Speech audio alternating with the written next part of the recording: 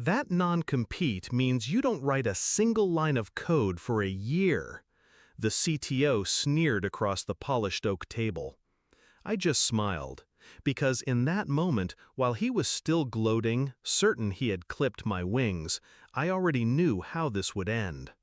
12 months later, in a courtroom heavy with silence, the judge read one sentence from a newly passed state law. Their lawyer's jaw dropped. He turned to me, eyes wide, and whispered to his client, "She knew. The whole time she knew." When I first joined the company, the CTO wasn't my enemy. He was my mentor, a brilliant architect, a man who told me I had the sharpest mind he'd ever hired. I stayed late nights, writing code that turned fragile prototypes into living products. He called me indispensable. I believed him, trusted him. That's why the betrayal burned. The first cut was quiet, a meeting I wasn't invited to. Notes from a roadmap session where my name was absent, my work discussed like it had materialized from thin air. Then the contract renewal, my base salary frozen, equity clawed back. And then, the final strike. The non-compete clause shoved across the table like a weapon. "Sign it," he said, "or walk." 12 months barred from my craft. No coding, no startups, no side projects. A cage built out of legal ink. I signed. Not out of defeat, out of patience. Because cages rot and contracts bleed. I didn't waste time raging.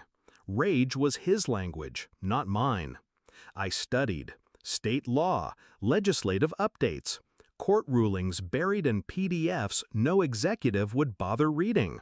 And there it was, a bill creeping through committees drafted to protect workers from abusive non-competes. A bill I knew had enough momentum to pass before my year was up. While he thought he had locked me down, I was counting votes in the state assembly. Every smirk he gave me, every time he dismissed me as benched, I filed away like data. Noise, feeding the inevitable signal. I obeyed the contract, publicly at least. I didn't write code, I didn't freelance, I didn't touch a repository that could be traced. But I studied the market. I mapped problems waiting to be solved.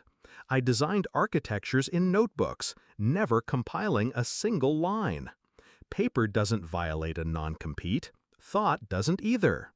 By the time 12 months crawled past, I wasn't starved. I was sharpened. And just as the cage door creaked open, the law changed. Courtrooms smell like dust and coffee. He sat across from me, smug, confident, his legal team stacked with suits who charged by the hour. They thought this was routine. Enforcement hearing, open and shut. Their lawyer began with thunder. "Your Honor, the defendant signed a clear non-compete. She is barred from engaging in any competitive activity for 1 year. She violated this agreement." I didn't flinch, because I knew what was coming. The judge flipped a page, adjusted his glasses, and read aloud. Pursuant to State Statute 23.47, effective as of last quarter, non-compete agreements restricting employment are void and unenforceable. The courtroom fell still. The CTO's lawyer blinked. His face drained color. He stammered, tried to object, tried to spin. But the law was inked, clean, simple, final. He turned to his client, whispering with trembling lips, "She knew. The whole time she knew." I didn't smile. Not then. Smiling would have been too small for the moment. Instead, I met the CTO's eyes. He wasn't angry. Not yet. Anger would come later when the consequences sank in. What I saw first was fear. The realization that every move he made, every condescending remark, every sneer across every table had been met not with ignorance, but calculation. He thought I was caged, but I was biding time. He thought I was powerless, but I was watching the ground shift beneath his feet.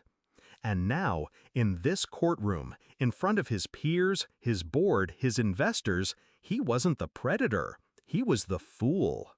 The judge dismissed the case in minutes. Outside, reporters asked questions. I gave none. Silence was enough. The law spoke louder than I ever could.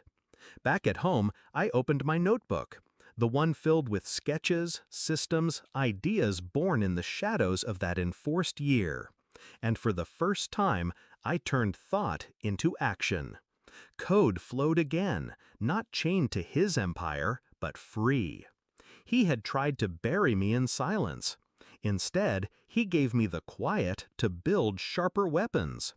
The truth about cages? They don't stop predators. They create tacticians. He thought that non-compete ended me, but all it did was give me 12 months to prepare his ending. And the day his lawyer whispered those words, she knew. The whole time she knew. That was the day I stopped being his employee and became his reckoning.